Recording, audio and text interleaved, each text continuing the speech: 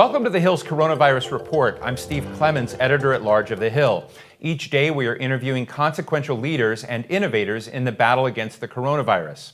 In all the world, the state of New York has been the hardest hit by COVID-19, with more than 337,000 cases and 21,000 deaths. In addition to New York City, Long Island has also been hard hit. But today that area can report some good news. In the past few days, Long Island isn't last among areas in New York which are eligible for reopening after the statewide shutdown. In 1 week, the region went from meeting only 2 out of 7 benchmarks to now meeting 5. As with most of us, while the public health news seems to be getting better, the economic outlook is still tough. Senate Leader Mitch McConnell has said states might consider bankruptcy as an option. But hard-hit Suffolk and Nassau counties in New York see the need for the Fed's involvement in reviving state and local economies. One GOP congressman says it's all about perspective, and bankruptcy is not an option. From the great state of New York, Congressman Lee Zeldin serves on both the House Financial Services and Foreign Affairs committees. He represents the 1st Congressional District. Welcome, Congressman Zeldin. Great to be with you. You are also a member of the President's Task Force on Reopening the Economy. And so let me just ask, you're in the hot zone. You've had an enormous footprint of COVID-19 in your communities. What do you think it's going to take to get the high trust environments that workers and consumers and your community want to have as we think about reopening the economy? We want to reopen smartly and precisely. We want to do so in a way that prevents another outbreak. That includes the ability to do diagnostic testing, the ability to do antibody testing, also for the individual business owner to utilize its own mitigation efforts, not just to protect their own employees, but also the public. One example is a retail store that might be able to open.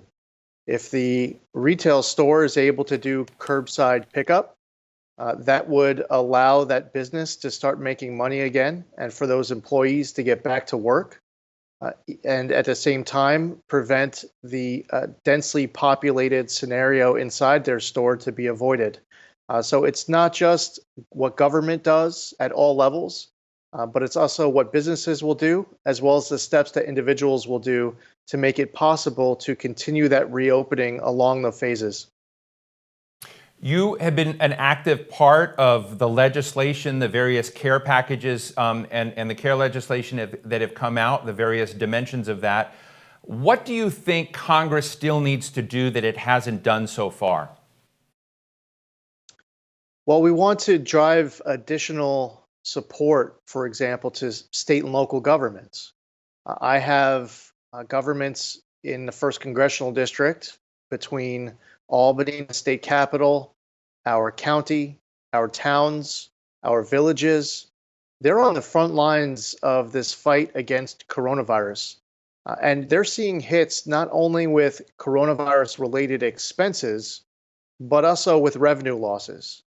And because of coronavirus, directly because of coronavirus, you're seeing these gaps being blown much larger in their budgets. Maybe some of these governments were cash-strapped going into this. I understand that. But this is about survival. Bankruptcy is not an option. Some of these local municipalities are run by Republicans. It's not just Democrats. And you have great bond ratings. Some of these local governments were in very sound fiscal shape going into this.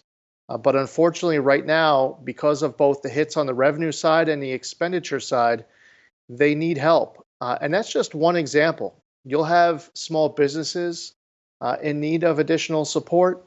You'll have hospitals in need of additional support, whether it's education, K through 12, or higher ed.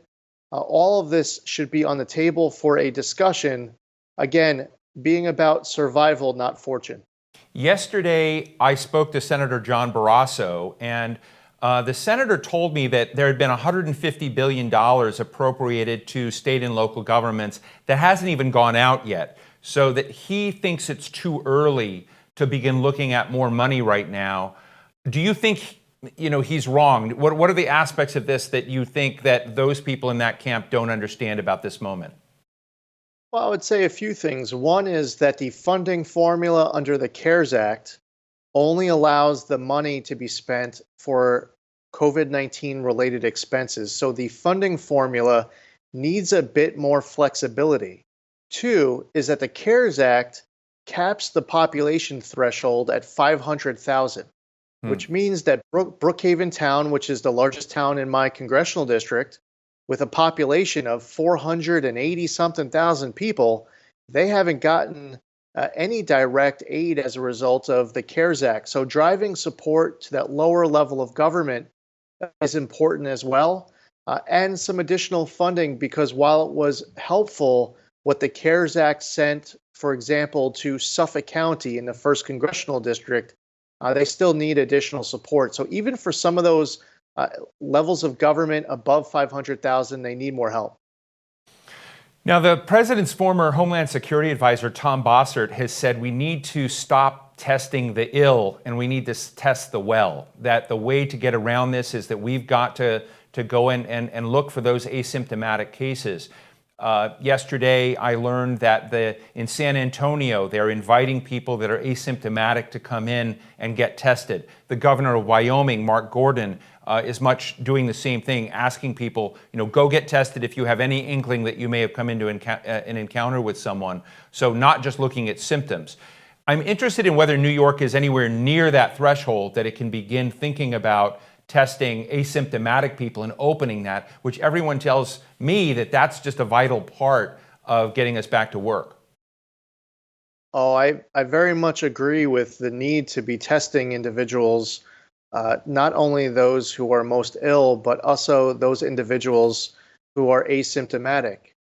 When you hear of community spread, it's not just from that individual they come in contact with who's showing symptoms, but the community spread that's been happening over the course of the last few months since this all started, in many cases, was directly resulted by coming in contact with people who are showing no symptoms. So where there was a policy at the beginning of this, where there was a limited amount of tests, and tests can only be given at that time, they say, to individuals who were showing symptoms or they came in direct contact with other people who tested positive. Now that we've seen testing capacity increase as much as it has daily, where several 100,000 tests now can be conducted each day in the United States, we need to look at the next level, the next phase of how testing should be conducted. And that would certainly include the ability to identify people who are asymptomatic.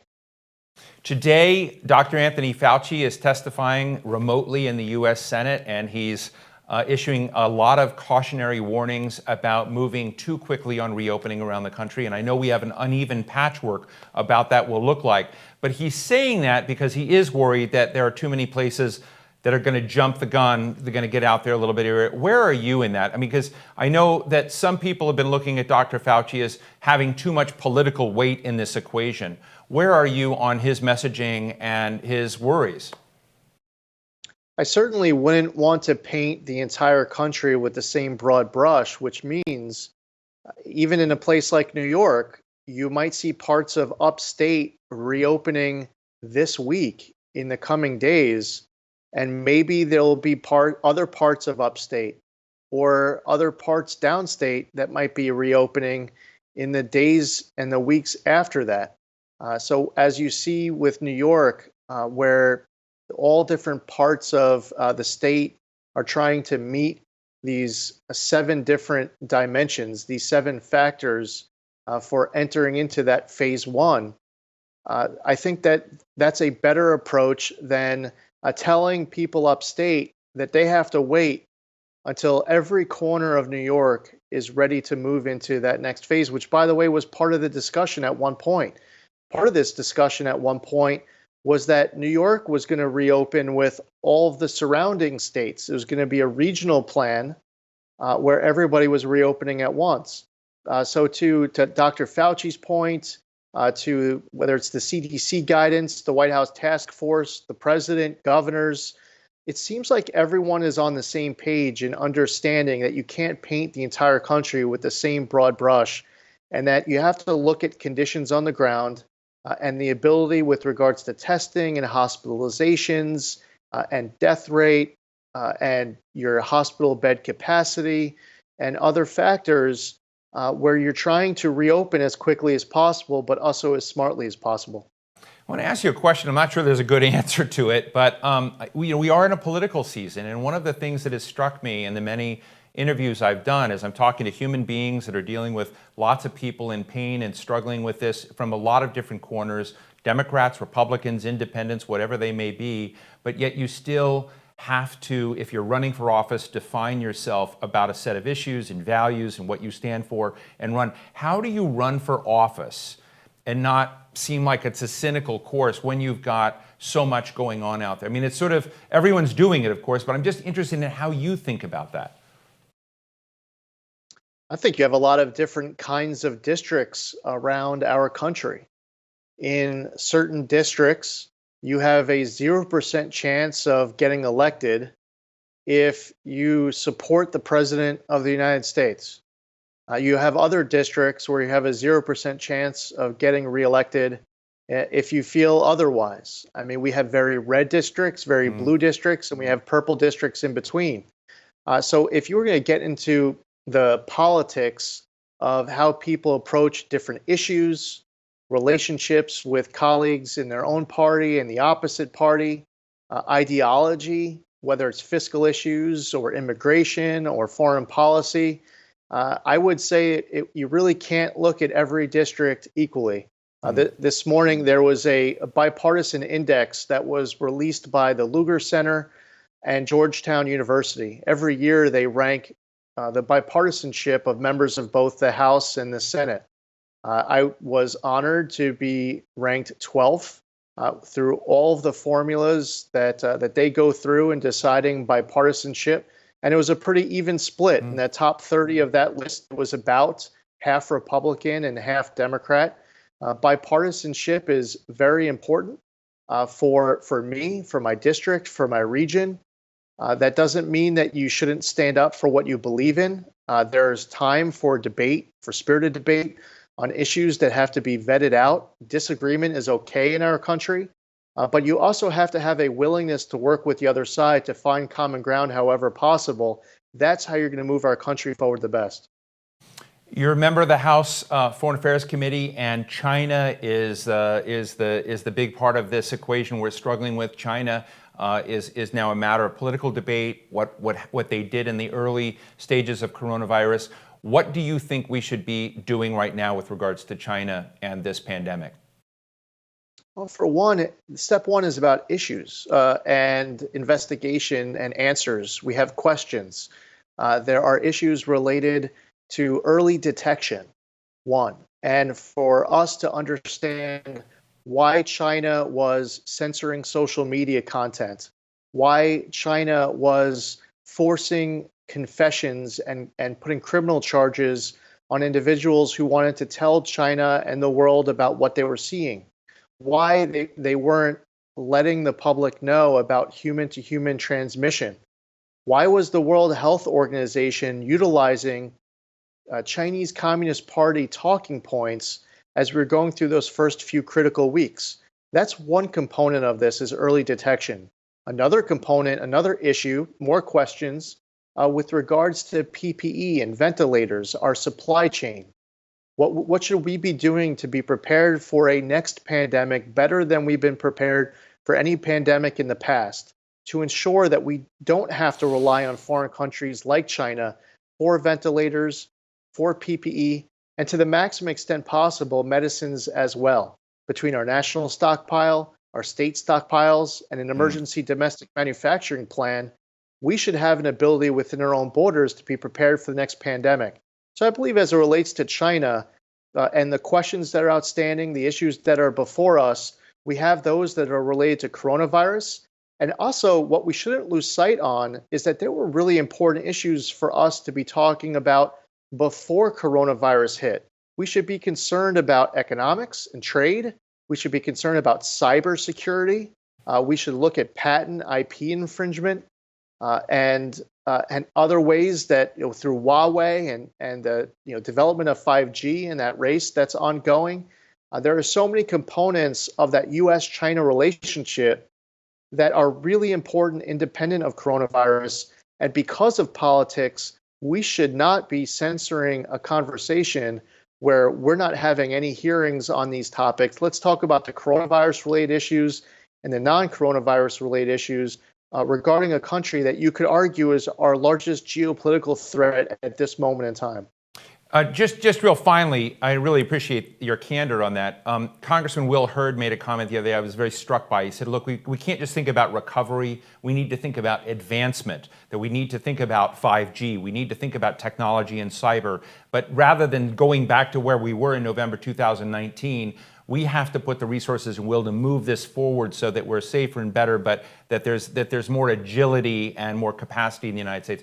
Do you support that sort of approach of advancing the economy as opposed to recovery?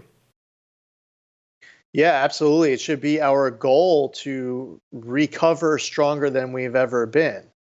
Recovery is also about rebuilding. It's also about advancement.